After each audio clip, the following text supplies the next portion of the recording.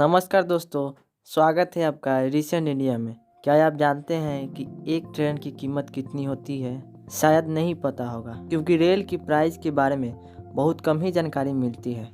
लेकिन हम आज इस वीडियो में आपको बताएंगे कि आखिर एक ट्रेन की कीमत कितनी होती है। जनसंख्या के हिसाब से भारत दुनिया का दूसरा सबसे बड़ा देश है और इतनी आबादी के यातायात के लिए कोई ना कोई साधन तो अवश्य होने चाहिए।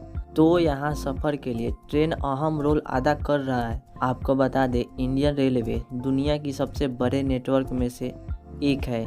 यहाँ हर दिन करोड़ों लोग ट्रेन से सफ़र करते हैं। किसी भी देश में यात्रा के लिए रेल अपनी महत्वपूर्ण भूमिका निभा रही है, क्योंकि लंबे या छोटे सफ़र के लिए ज़्यादातर लोग ट्रेन का ही सहारा लेना पसंद करते हैं। यह बाकी साधनों से सस्ता और सुविधाजनक होता है। वहीं अगर रोजगार की बात करें तो भारतीय रेलवे से लाखों लोगों को रोजगार मिल रहा है। वर्तमान में करीब 13 लाख कर्मचारी इंडियन रेलवे में कार्यरत है और यह संख्या बढ़ती जा रही है, क्योंकि रेलवे लोगों की यात्रा की सुविधाजनक बनाने के लिए हर साल नई नौकरियां प्रदान कर रहा है। जैसा कि हम सभी जानते हैं कि ट्रेन 2 पार्ट में होती है। पहला इंजन जो पूरी ट्रेन को खींचता है, दूसरा कोच जिस पर यात्री बैठे होते हैं। तो पूरी रेल की कीमत जानने के लिए आपको इंजन और डिब्बों की कीमत जानना होगा। कुछ रिपोर्ट की माने तो भारतीय रेल के इंजन को बनाने का खर्च लगभग 20 करोड़ रुपए आता है। यह कम इसलिए है क्योंकि ट्रेन का इंजन भारत में ही निर्मित होता है। जहां तक कोच की बात करें तो यह यात्रियों की सुविधा के अनुसार अलग अलग प्रकार से बनाए जाते हैं। जैसे कुछ कोच स्लीपर होते हैं, कुछ वातानुकूलित होते हैं तो कुछ जनरल होते हैं। हालांकि इनकी कीमत में ज़्यादा अंतर नहीं होता है, क्योंकि इनकी साइज़ एक जैसी होती है, लेकिन इनके अंदर मिलने वाली सुविधा अलग अलग होती है। एक कोच बनाने की लागत 2 करोड़ रुपए से भी अधिक आती है।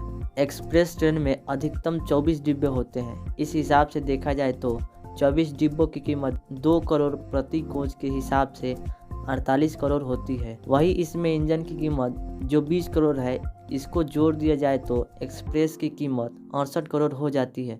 इस तरह सामान्य या एक्सप्रेस ट्रेन बनाने का खर्च 50 करोड़ से लेकर 100 करोड़ के बीच आता है। भारत में ट्रेन की शुरुआत अंग्रेजों द्वारा की गई थी, जिसका मुख्य उद्देश्य भारत में अपने व्यापार को बढ़ाना था।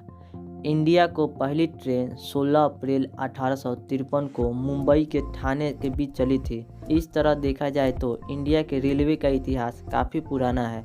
हालांकि इतना पुराना इतिहास होने के बावजूद रेलवे का राष्ट्रीयकरण साल 1951 को हुआ था। तो अब आप जान गए होंगे कि एक ट्रेन की कीमत कितनी होती है।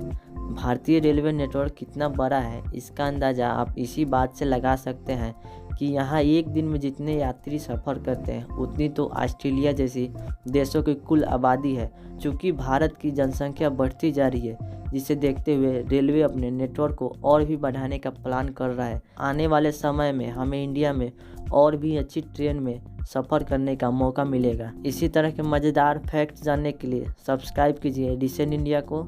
धन्यवाद।